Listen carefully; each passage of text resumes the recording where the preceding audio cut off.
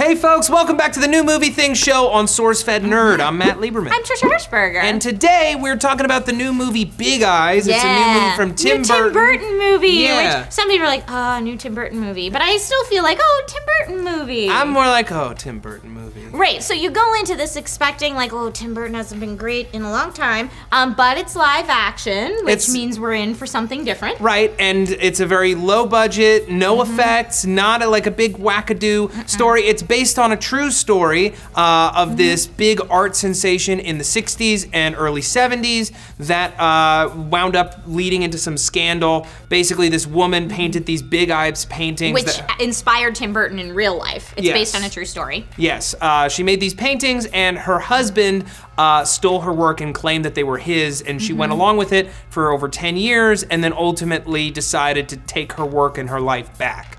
And it's his first collaboration with the writers of Ed Wood since that movie back in '95. Ed Wood's great. It's one of his best movies. So honestly, I was very impressed with the movie. So did you go into it thinking, I expect good things, or? I was coming at it with an open mind. I'm like, I feel a bit jaded about Tim Burton movies recently. I can't think of the last one that I enjoyed, like from start to finish. Since Edward Scissorhands. Yeah, like it's been a long time, and I feel like Tim Burton, as a visual stylist, has always been incredible, but as a storyteller, he tends to fall into certain plot traps, and I actually thought that this movie, he showed a lot of incredible restraint. I love the way that everything is framed.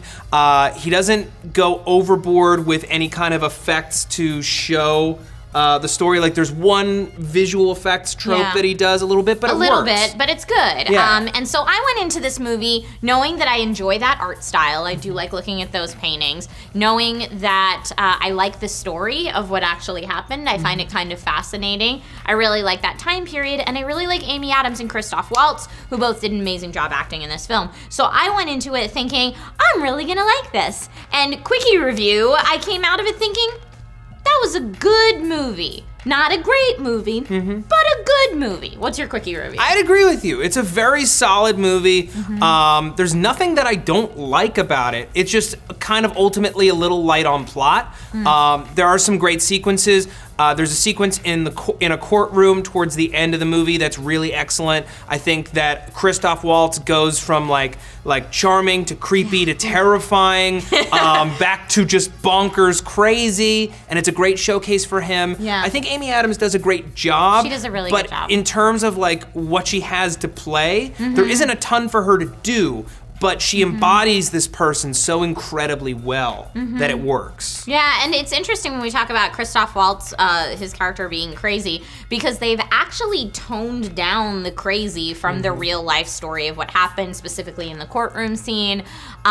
So when we say it's a little light on plot, it's interesting to me that they almost took some of the plot out of the real life story for this movie. Yeah. I'm not sure why that choice was made, Matt. I think it's just because the original story is so bonkers, and this guy that Christoph Waltz plays is so bonkers that they were afraid that people wouldn't believe that this was a true story, especially coming from someone like Tim Burton, whose movies are a bit out there or wacky sometimes. What I love about how he shoots this movie is the use of color. Like, beautiful. I agree. He uses, instead of going outlandish with production design, there's color popping out of every single frame of the movie. He uses the real world to his advantage to make these beautiful frames. Which is fitting for a film about art. Yes!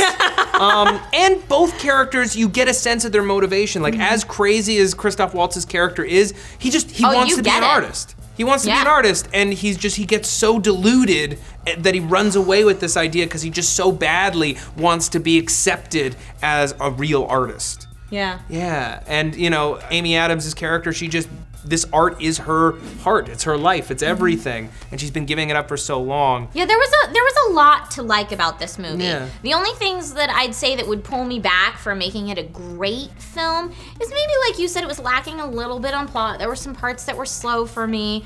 But overall, I do think everyone did a good job. It just wasn't that epic storyline that sometimes you look for in a really great film.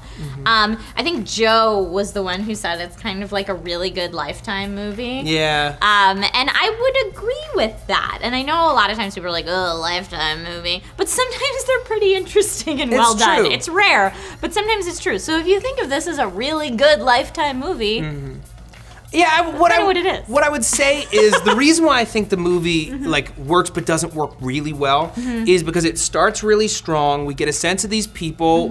We like these people. We like these people. They come together, and you're not sure if it's a good idea. And then once he starts selling her art, and putting his name on it in the second act, it just kind of goes on autopilot. Like, they're not really affecting the story anymore. It's just sort of like it's getting more popular. She's not happy with it, but she's not gonna leave. It's getting more popular. She's not happy with it, but she's not gonna leave. Okay. And then only when we kick it into the third act. The courtroom. Well, like just before that, when I don't wanna spoil the plot, but like basically that whole side of it, when she starts fighting back, that's the first time since like a half an hour in that I feel like, oh yeah, like our characters are accomplishing something. Yeah. She's not doing anything. She's just painting and being sad for like 50 minutes of this movie.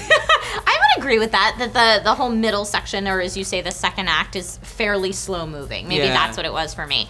But anyway, Matt and I are not the only ones who got a chance to see this film. On IMDb right now, it's rocking a 7.3 out of 10. And on Rotten Tomatoes, critics gave it a 72% fresh rating, not too shabby, and audience members gave it a 77%. So a lot of people liked it, not tons of people. It's in the range of a good movie, but not a great movie. It's like a B, a solid. If you're getting a report card, it's like a solid B minus, even though that's not what a 77% is. But I would say that's overall what people think of it. If you like the actors, if you like Tim Burton, if you like weird true crime stories, this is a good one for you. Go check it out in your local cinema, or just wait and eventually it'll be available in your own home. Yeah, it's like reading a good book. It's an interesting story. So I would say if you're having a lazy Sunday and you want to watch a movie, it's a good one to pop in. I would agree with that. So folks, thank you for watching the New Movie Thing show here on SourceFedNERD. I hope you have a wonderful weekend. I'm Matt Lieberman. I'm Trisha Hirschberger. Thanks for watching, guys. Yeah, bye.